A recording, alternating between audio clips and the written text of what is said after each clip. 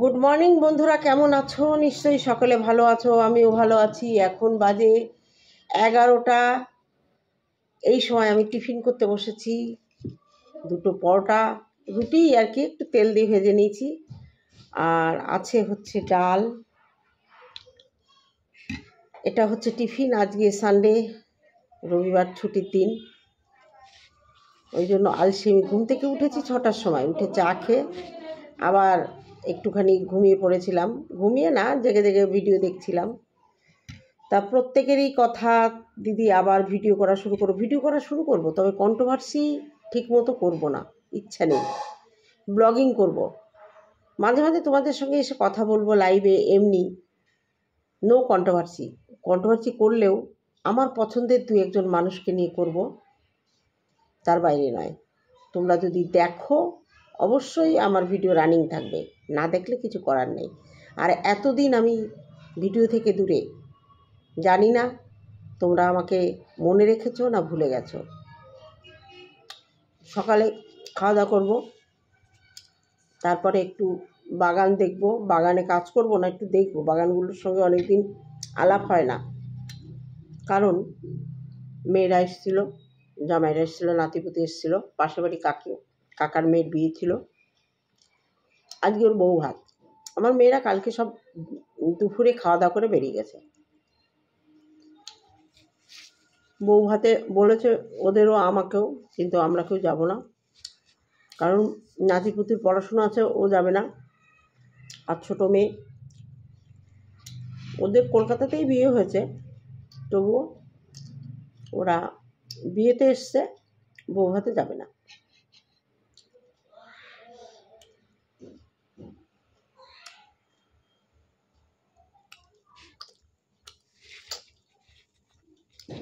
আমার সে নাতনি চান করবে বাথরুমে, ওদের বাড়িতে অনেক লোকজন তো, মানে আমার দিদির মেয়েটা ব্যাংকে চাকরি করে,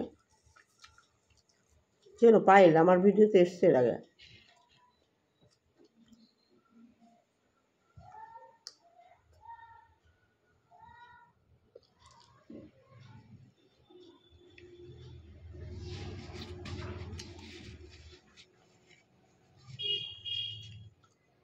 আমার ছোট ছোট মুহূর্ত তোমাদের সঙ্গে শেয়ার করব।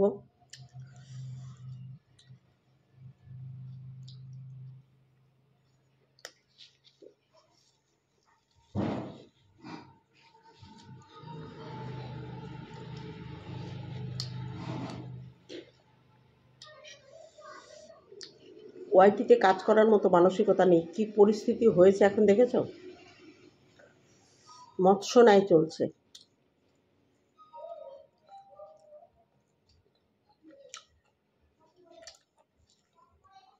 এভাবে কাজ করা যায় না।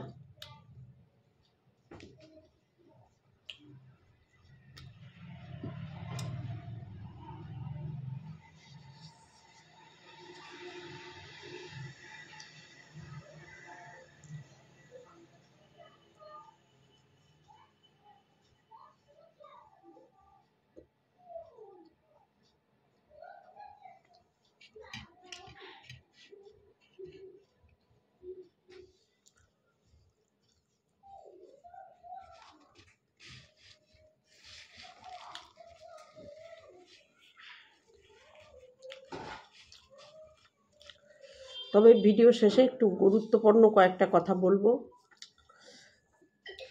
সেটা দেখে তোমাদের শুনে কেমন লাগে কমেন্ট করে বলবা। ভিডিওটা শেষ পর্যন্ত দেখো। চলো তাহলে খাওয়া দাওয়া করে পরে আবার আসবো। খাওয়া দাওয়া করে নিলাম। খাওয়া দাওয়া করে আমার এই যে মশলা, এই মশলাটা ভেজে নিলাম, জিরে, জোয়ান, মৌরি।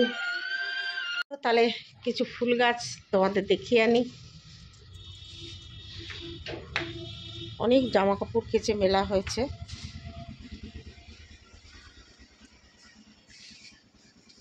তো চলো ব্যাক ক্যামেরায় দেখ। রোদের মধ্যে ক্যামেরাটা কেমন হবে জানি না, সব জামা কাপড় মেলা হয়েছে।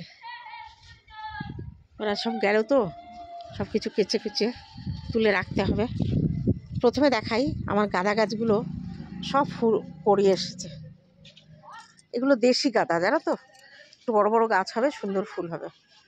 এই দেখো কুড়ি, আর কিছুদিনের মধ্যেই ফুল ফুটবে। আর দেখো কুন্দ ফুলগুলো কি সুন্দর, এই পুরো গরমে এগুলো ফুটতে থাকবে, কি সুন্দর দেখো। পুরো একদম সরস্বতী পুজোয় তো একদম আলো হয়ে যায় গাছ। গাছ ভর্তি গোলাপ ছিল। এই যে আমার বোনের বিয়ে হলো, কাকার মেয়ের, এই বিয়ে উপলক্ষে মেয়েরা সব এসেছিল। এই গাছটা পুরো সাদা ছিল, সব বিয়ের দিন সবার খোপায় দেখি সাদা গোলাপ, সব আমার গাছের। এই কুমড়োর ডগাগুলো কেটে বৃষ্টিকে দিয়ে দিয়েছি। দেখো এখন ছাদ বাগান আমার নিচে চলে এসছে। এই যে হচ্ছে কালাঞ্চা, সত্যি অপরূপ সুন্দর। অ্যাডেনিয়ামগুলো এই গরমে ফুল ফুটবে। লেবু গাছটাও যথেষ্ট ভালো হয়েছে। আর এই দেখো বাগানভলিয়া, এই দেখো আমার নাতনির কাজ, আমার নাতনি করেছে এটা। এক থোকা বাগানভলিয়া ছিল, এখান থেকে এই যে মুন্ডু থেকে ছিঁড়ে নিয়েছে। বুঝেছো কি সুন্দর হয়েছে। এই দেখো কালাঞ্চা, দুর্দান্ত সুন্দর দেখতে। এই গাছটা বৃষ্টির নিয়ে যাওয়ার কথা ছিল, কিন্তু ও গাড়িতে এত কিছু জিনিস দিয়েছি, আর ছোট গাড়ি ওদের দুজনের জন্য। এখন পদ্ম বাগান শুকনো, আবার সময় মতো ফুল আসবে। এই বড় কচুটা তুলে ওরা দুই বোনে ভাগযোগ করে নিয়েছে। চলো আলু গাছটা এবার দেখাই তোমাদের। আলু শাক বৃষ্টিকে দুমুঠো তুলে দিয়েছি। এই দেখো কালকে আলু শাক তুলতে গিয়ে এই গাছটা উপড়ে গেছে, দেখেছো? এই যে এর গোড়ায় আলুও হয়েছে, কি হবে গাছটা জানি না। এর গোড়ায় দেখো ছোট আলু, থাক। এই যে আলু শাক খেতে কিন্তু খুব ভালো লাগে। আলুর ফলনটা কম হয়, কিন্তু আমি তো অ্যাকচুয়ালি শাকটা লাগিয়েছি নিজেদের খাওয়ার জন্য না।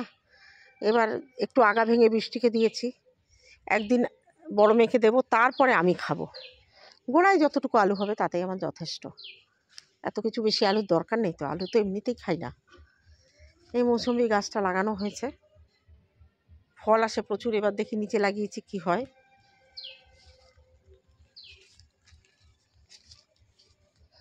গাছে কতগুলো লঙ্কা পেকে আছে দেখো। এটা 3 বছর আগেকার গাছ জানো। এই আর একটা মৌসুমি গাছ,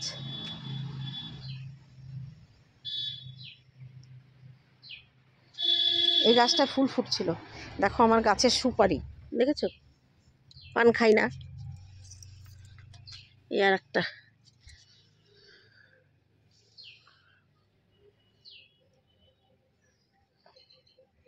এই জবা গাছটা বেশ গোলাপ। এই যে আরেকটা কুড়ি আছে, কালকে একটা ফুল ফুটেছিল, পুজো দিয়েছি তুলে।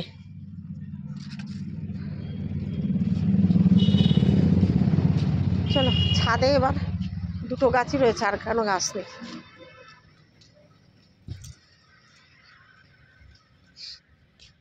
এই যে এই অ্যাডেনিয়াম গাছের টপটা ভেঙে গেছে, এটাকে ঠিক করতে হবে। চলো এবার ঘরে যাই। আজকে ছুটি, তাই ভিডিওটা আমি এখন এডিট করে তোমাদের কাছে দেব। বলেছিলাম ভিডিও শেষে কিছু কথা তোমাদের বলবো। বর্তমান পরিস্থিতিতে ওয়াইটির যা পরিস্থিতি, সেখানে দাঁড়িয়ে নিজেকে ছোট করা ছাড়া আর কিছুই নয়। এখন চলছে ওয়াইটিতে মৎস্য নেয়, কন্টেন্টের অভাব, বড় বড় ব্লগারদের নিয়ে কথা বলা বন্ধ হয়ে গেছে। এখন কথা বলা হচ্ছে সব যার যার নিজেদের বন্ধু বান্ধব, এদের সঙ্গে, এদের বিরুদ্ধে, একে অপরের বিরুদ্ধে কন্টেন্ট করছে, যেটা একদমই ভালো লাগছে না। কাছের মানুষগুলো দিন দিন অচেনা হয়ে যাচ্ছে। মনে হচ্ছে এতদিন যে জোনটা ছিল, সেই জোনটা এবার হয়তো ধ্বংসের পথে। এমনিতেই আমি 4-5 মাস ধরে মন টানছে না এই কন্ট্রোভার্সি জোনে থাকার জন্য। ওয়াইটিতেই থাকার কোনো ইচ্ছা নেই আমার। তারপরে তোমাদের রিকোয়েস্ট, বারবার রিকোয়েস্ট, তাই মাঝে সাঝে আসবো তোমাদের সঙ্গে দেখা করতে, অনলি ফর লাইভ, পারলে একটু ব্লগ ভিডিও করে তোমাদের সঙ্গে কথা বলবো।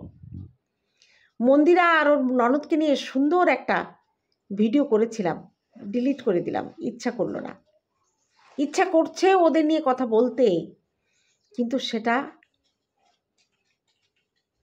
কি বলবো, মানে পাবলিকলি তোমাদের সামনে পোস্ট করতে ইচ্ছে হচ্ছে না। একটা কথা বলবো সঙ্গীতা আর মন্দিরাকে, শেষ পর্যন্ত তোমরা সামনাসামনি যখন হচ্ছ একে অপরের বান্ধবী, ভালো লাগছে, কিন্তু ভিডিওর মধ্যে যেগুলো হচ্ছে সেগুলো ঠিক হচ্ছে না। সঙ্গীতা, তুমি এমন কিছু কমেন্টে লাভ রিয়াক্ট দিচ্ছ যেটা তোমার উচিত হচ্ছে না। তুমি বুদ্ধিমতী মেয়ে, তুমি অনেক ভালো মেয়ে, মিষ্টি মেয়ে, তোমার মধ্যে কোনো নোংরা থাকা উচিত নয়, ছিলও না, থাকবেও না কোনো দিন। কিন্তু কালকে সুতোপাত দুটো কমেন্ট নিয়ে ভিডিও করেছে, আমি দেখেছি, কিন্তু সুতোপাত চোখ এড়িয়ে গেছে আর একটা কমেন্ট, যেটা একজন লিখেছে তোমার দাদা কি মরে গেছে, সঙ্গীতা সেখানে লাভ রিয়াক্ট দিয়েছে। এটা আমার ভালো লাগেনি, এটা আমার ভালো লাগেনি। প্লিজ সঙ্গীতা, তোমার কমেন্ট বক্সে ভিউজের লোভে তুমি সবাইকে লাভ রিয়াক্ট দিও না। মন্দিরা যে ভুল করেছিল সেই ভুল করতে তুমিও সাহায্য করেছিলে, এখন সেসব ভুলে গেছে সবাই, এরাও নিজের মতো করে সংসার করছে। তোমার দাদার জীবন হচ্ছে মন্দিরা, মন্দিরার কিছু হলে তোমার দাদা ঠিক থাকে না, সেটা তুমি জানো। তা জেনেও তাকে, মন্দিরাকে সাপোর্ট করেছিলে, ভুল করেছিলে। এখন আবার সেই কাসুন্দি যারা ঘাটছে তাদের তুমি কমেন্টটাকে ডিলিট না করে সেখানে লাভ রিয়াক্ট দিয়ে কী বোঝাতে চাইছো, এটা একদম আমার পছন্দ হচ্ছে না। কন্ট্রোভার্সি ক্রিয়েটার তো মুখ চুলকায়, তাই একটু বলে দিই। পুরো ভিডিওটা তোমাকে নিয়ে করেছিলাম, কিন্তু দেখলাম না এই ভিডিওটা আমার করা ঠিক না। যতটুকু বললাম ভেবে দেখো, ভেবে দেখো। আর মন্দিরাকে বলবো ইগনোর কর, তুই তো ভালো ইগনোর করতে জানিস, ভালো ইগনোর করতে জানিস। যদি কোনো অসুবিধা হয় সামনাসামনি বসে ক্লিয়ার করে নে, না ক্লিয়ার করে নে। তুই তো শ্বশুরবাড়ি সম্পর্কে যথেষ্ট সচেতন, যতটুকু করছিস একদম ঠিক করছিস। নাক চুলকাচ্ছে কেন? ননদকে যতটুকু দেখার ততটুকু দেখছিস। আর সোমনাথ তার বাবা মার প্রতি যে দায়িত্ব কর্তব্য করে কোনোদিন ইউটিউবে দেখায়নি, আর আশা করি দেখাবেও না। দেখো এত নাক চুলকাচ্ছে, আমার ভিডিও করতে দেবে না, নাকটাও আমার ভিডিওর বিরোধিতা করছে। সোমনাথ কোনোদিন তার বাবা মাকে করা কর্তব্য দায়িত্ব ওয়াইটিতে আনবে না, আমরা যতই বলি। সেটা আমাদের চোখ আড়ালেই কিন্তু হয়ে যাবে। আর এখন তো সে ব্লগিং করেই না, বিজনেস করছে, এখন আর সে বেকার নেই। তা তোদের দুজনকেই বলবো যে ঝগড়া ঝাঁটি গণ্ডগোল এই ঠান্ডা লড়াই করার থেকে সামনাসামনি বসে ঝগড়া করে মিটিয়ে একবার ভেতরের যত গলদ আছে বের করে নিয়ে আশা করি সম্পর্কটা ভালো হয়ে যাবে। বাবা মা কেমন আছে সেটা আপডেট দিও, ভালো লাগবে, ভালো থেকো তোমরা। এইটুকু বলে আজকের ভিডিও আমি শেষ করলাম। দেখা হবে পরবর্তী কোনো দিন যদি কোনো ভিডিও করি সেখানে। ভালো থেকো, সুস্থ থেকো। পারলে আজকে রাতে একবার লাইভে আসার চেষ্টা করব, যদি আসি তো সবাই একটু খেয়াল রেখো। টাটা। আমার ভিউয়ার্সদের জন্য অনেক দিন তোমরা এটাকে মিস করেছো। টাটা।